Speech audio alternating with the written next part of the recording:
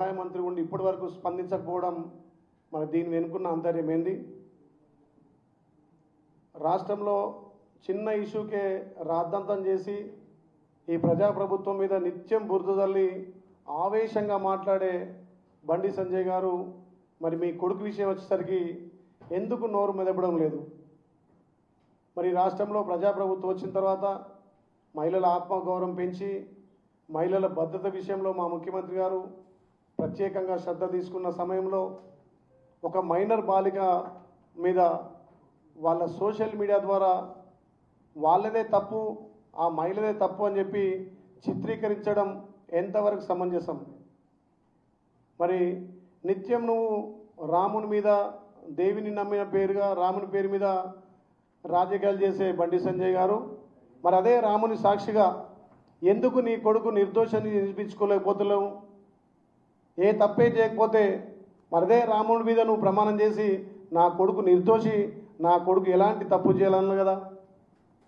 మరి ప్రతిసారి ఏ విషయం వచ్చినా ఇక సికింద్రాబాద్ భాగ్యలక్ష్మి అమ్మవారు అంటావు, మరి అదే భాగ్యలక్ష్మి అమ్మవారు సాక్షిగా నీ కొడుకు నిర్దోషాన్ని ఎందుకు నిరూపించుకుంటలేవు? ఇలా రాష్ట్రంలో ఏ విషయంలోనైనా గగ్గోలు పెట్టి రాద్ధాంతం చేసే బండి సంజయ్ నీ సొంత విషయం, నీ కుటుంబ విషయంలో ఎందుకు పోలీసులకు సహకరించట్లేదు?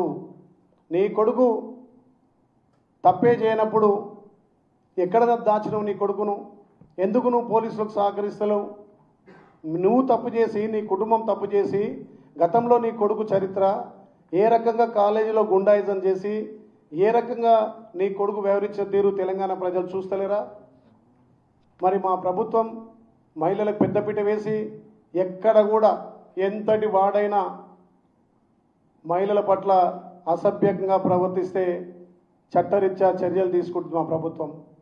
మొన్న వాళ్ళు కేసు పెట్టిన రోజే మే 8 తారీఖు కేసు రిజిస్టర్ చేసి మా గౌరవ ముఖ్యమంత్రి స్పెషల్గా దానికి ఒక డీసీపీ రిత్రిజాజ్ ఐఏఎస్సీ ఆఫీసర్ కూడా నియమించి విచారణ చేస్తున్నాం. మరి ఇలాంటి సమయంలో నువ్వు పోలీసులకు సహకరించాలి కదా.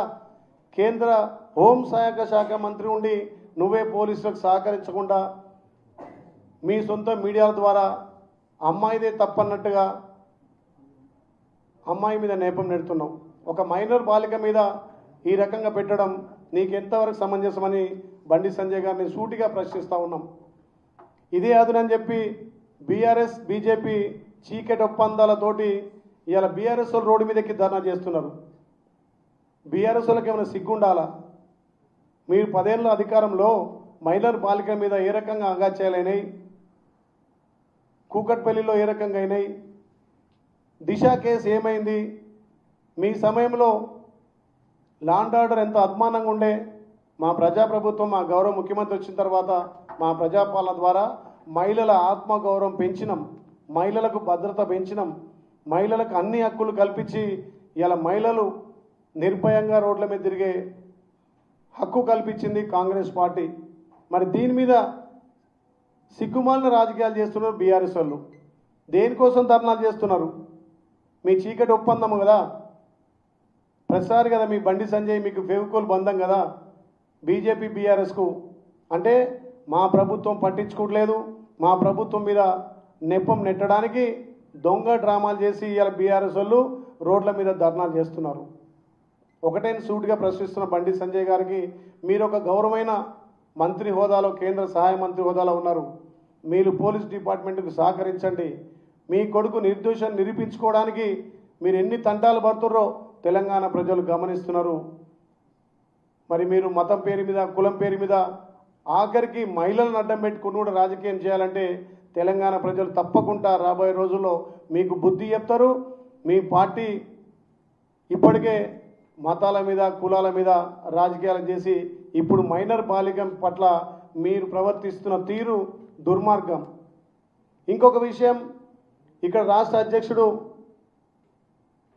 ఆయన మాట్లాడతాడు, రామచంద్ర గారు మాకేం సంబంధం అంటాడు. అరే మీ పార్టీ నాయకుడు గతంలో పీసీసీ అక్కడ రాష్ట్ర అధ్యక్షుడిగా ఉండి ఇప్పుడు కేంద్ర సహాయ మంత్రిగా ఉండి ఒక ఎంపీగా ఉండి ఆయన కుటుంబంలో తప్పు జరిగితే మాకు సంబంధం లేదు, మా పార్టీకి సంబంధం లేదని చెప్పి తూతూ మంత్రంగా వెళ్ళిపోతే బాధ్యుని కాదా? ఒక రాష్ట్ర పార్టీ అధ్యక్షునిగా నీ బాధ్యత లేదా? ఒక మైనర్ బాలిక మీద అగాచారం జరిగి అక్కడ ఫోక్సో కేసు బుక్ అయితే మీ బాధ్యతగా ఇమీడియట్లీ మంత్రి పదవి నుంచి తొలగించండి. నిర్దోషం తెలిసిన తర్వాత మళ్ళీ మంత్రిలోకి తీసుకోండి. కేంద్ర మంత్రి ఉండి మైనర్ బాలిక మీద ఫోక్సో కేసు బాలిక పెట్టిన కేసు మా ప్రభుత్వం స్పందించి ఫోక్సో పెడితే బండి సంజయ్కి మాకు సంబంధం లేదంటే ఇంత నీచమైన రాజకీయాలు రామచంద్ర గారు ఇప్పటికైనా మీరు స్పందించాలి. తక్షణమే ఈ కేసు ఫోక్సో కేసు బుక్ అయింది, మహిళకు న్యాయం జరగాలి.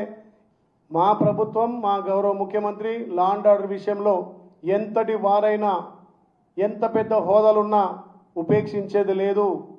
చట్టం తన పని తాను చేసుకుపోతుంది. ఎంత పెద్దవారైనా శిక్ష అర్హులే. తప్పని తేలితే కఠిన శిక్ష విధించే కేంద్ర మంత్రి కానీ ఇంకో మంత్రి కానీ ఇంకో పెద్ద మనిషి కానీ ఏ పార్టీ అయినా. మా ముఖ్యమంత్రి మహిళలకు పెద్దపీట వేసిండు. ఇవాళ తెలంగాణలో ఆ మహిళల ఆత్మగౌరవం పెంచిండు. మహిళలు అన్ని రంగాల్లో రాణించాలని చూస్తున్నాడు.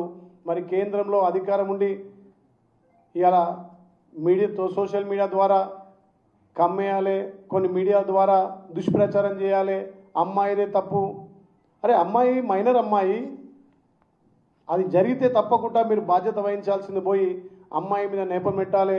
మళ్ళీ మా రాష్ట్ర ప్రభుత్వం మీద నెపం నెట్టి ఈ ప్రభుత్వం పట్టించుకోలేదని చెప్పి మీ తోడు దొంగలు, మీ ఫెవికోల్ బంధమైనటువంటి బీఆర్ఎస్ తోటి మళ్ళీ మా మీద ఉల్టా దాడి చేయించడం ఎంతవరకు సమంజసం? బీఆర్ఎస్ నాయకులారా, మీరు ఎన్ని చేసినా తెలంగాణ ప్రజలు మిమ్మల్ని విస్మరించారు. మీ 10 ఏళ్ల పాలనలో మహిళలకు ఆత్మగౌరవం లేకుండా చేశారు. మహిళలకు ఎక్కడ కూడా మీరు ప్రాధాన్యత ఇవ్వలే, వాళ్ళ ఆత్మగౌరవాన్ని నిలబెట్టలే. ఈ ప్రజాప్రభుత్వం గౌరవ ముఖ్యమంత్రి రేవంత్ అన్న మహిళల ఆత్మగౌరవం ఇచ్చి ఎక్కడ ఎవరికి ఇబ్బంది ఉన్నా చీమ చిటుక్కుమన్నా లా అండ్ ఆర్డర్ ద్వారా ఇలా మహిళల ఆత్మగౌరవం వేస్తుంటే మీ అనుబంధం, మీ ఫెవికోల్ బంధం మరి బండి సంజయ్ గారు ఇప్పటి వరకు కూడా స్పందించకపోవడం దేనికి సంకేతాలు? ఏ రకంగా ఈ కేసును తప్పుతో పట్టించాలని చూస్తున్నారు? మీరు తప్పు చేసి మీరు దొంగలై మా ప్రభుత్వం మీద నెట్టం నెట్టాలని చూస్తున్నారు. తప్పకుండా దీంట్లో ఎంత పెద్దవారైనా ఉపేక్షించలేదు. తప్పకుండా చర్యలు తీసుకుంటామని తెలియజేస్తున్నాం.